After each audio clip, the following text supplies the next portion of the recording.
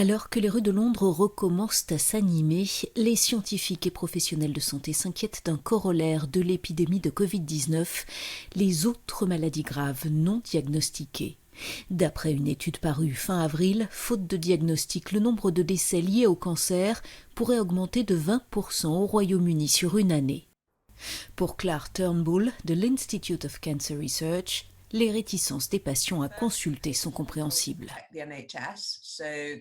Tout d'abord, il a été demandé aux patients de protéger le NHS quand ils ont des symptômes dont ils pensent qu'ils peuvent attendre, explique-t-elle. D'un autre côté, ils sont aussi terrifiés à l'idée de se rendre au cabinet de leur généraliste ou d'être envoyés à l'hôpital, parce qu'ils craignent, et ils n'ont pas tort, que les hôpitaux soient des endroits où l'incidence des contaminations est plus élevée.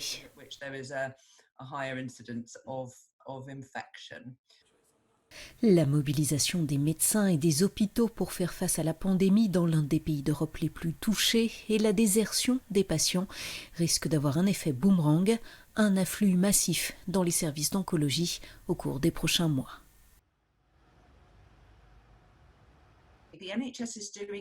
Le NHS parvient raisonnablement bien actuellement à gérer le flux des patients, mais c'est parce que les patients sont restés à la maison.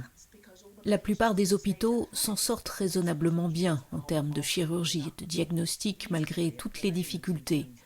Mais beaucoup d'entre nous pensent que le plus dur est à venir.